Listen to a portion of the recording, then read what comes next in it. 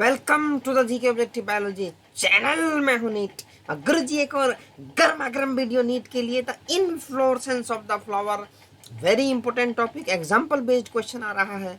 तो पहले हम पढ़ेंगे इन्फ्लोरेसेंस की definition. The arrangement of flowers on the floral axis is termed as inflorescence. ये तो क्लियर हो गया, डेफिनेशन हो गया कि भाई फ्लोरल एक्सिस पे फ्लावर किस तरीके से अरेंज है, उसकी अरेंजमेंट को इन्फ्लोरेसेंस कहते हैं। तो depending on whether the apex gets develop into a flower और continues to grow, two major type of inflorescence are defined. कौन कौन से? Racemose and cymose. In racemose type of inflorescence, the main axis continue to grow. The flowers are born laterally in an acropetal succession. अब देखो हम कैसे ध्यान रखेंगे कि रेसिमोस में एक वर्ड होता है रैंडम। रैंडम मतलब कहीं भी कुछ भी। तो रेसिमोस में कोई डिफाइंड ऑर्डर नहीं है, देखो कहीं भी कुछ भी आ जा रहा है। तो रैंडम से रेसिमोस ध्यान रखो, मतलब कहीं भी। और साइमोस के अंदर देखो प्रॉपर ऑर्डर फॉलो कर रहा है ये, ठीक है, प्रॉपर डिजाइन फॉलो कर रहा है साइमोस। तो in cymose type of inflorescence the main axis terminate in a flower, hence is limited in growth. ठीक है, यहाँ पे limited in growth. The flowers are borne in an basipetal order. यहाँ basipetal है, यहाँ एक्रोपिटल है। ठीक है जी, तो ये तुम्हें ध्यान रखना है इन्फ्लोरेसेंस का। उसके बाद ये फ्लावर्स के कुछ इंपॉर्टेंट टर्म्स हैं, मैं देख रहा हूँ कि रेगुलर इस पे क्वेश्चन आ रहा है और ये रिजर्व्ड पोर्शन है। तो flower is the reproductive unit in the angiosperm, सबको पता है। एंजियोस्पर्म के अंदर रिप्रोडक्शन इसी से होता है। It is meant for sexual reproduction. A typical flower has 4 different kind of holes. ठीक है, 4 हैं। कौन कौन से हैं? called thalamus. These are called calyx, corolla, androecium and gynoecium. ये 4 मिला के आपका फ्लावर का इंपॉर्टेंट ऑर्गन्स है। उसके बाद calyx and corolla are accessory organs और तुम्हारा androecium and gynoecium are reproductive organs. तो in some flowers like lily the calyx and corolla are not distinct and are termed as perianth. तो perianth word आएगा जब हम plant की families को discuss करेंगे, तो वहां तुम्हें ये ध्यान रखना है कि जो कैलिक्स एंड कोरोला है वो डिस्टिंक्ट नहीं है, मर्ज्ड है, तो वहां पेरियंथ वर्ड यूज करेंगे। When a flower has both androecium and gynoecium it is bisexual. जब दोनों होंगे तो बाइसेक्सुअल होगा। A flower having either only one stamen और only one carpel is called unisexual.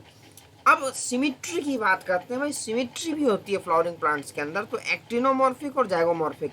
तो रेडियल सिमिट्री जो हम एनिमल में पढ़ के आए हैं वो यहाँ एक्टिनोमॉर्फिक की तरह होगी। बायलेटरल जो पढ़ के आए हैं वो जाइगोमॉर्फिक की तरह होगी। When a flower can be divided into 2 equal radial half in any radial plane passing through the center, it is said to be actinomorphic. जब एक्टिनोमॉर्फिक है किसी भी प्लेन से divided into 2 equal plane half in any radial plane, तो actinomorphic मतलब radial symmetry की तरह हो गई। एग्जाम्पल ध्यान करो, इसके एग्जाम्पल पे ही क्वेश्चन आ रहा है। ये एग्जाम्पल से ही पूछते हैं which of the following plant has the actinomorphic, which of the following plant is zygomorphic. तो एग्जाम्पल बेस्ड क्वेश्चन ही है। इससे इस पूरे चैप्टर से एग्जाम्पल बेस्ड ही क्वेश्चन पूछे जा रहे हैं। तो मस्टर्ड, धतूरा एंड चिली, एमसीडी भी अगर आप ध्यान करो, दिल्ली के अंदर मेनली एमसीडी और बाकी जहाँ भी तुम्हारी सिटीज हैं, मेट्रो सिटीज, वहाँ एमसीडी, एमसीडी ध्यान रख लो। When it can be divided into 2 similar half only in one particular vertical plane, it is called zygomorphic. Example है pea, gulmohar, bean and cassia.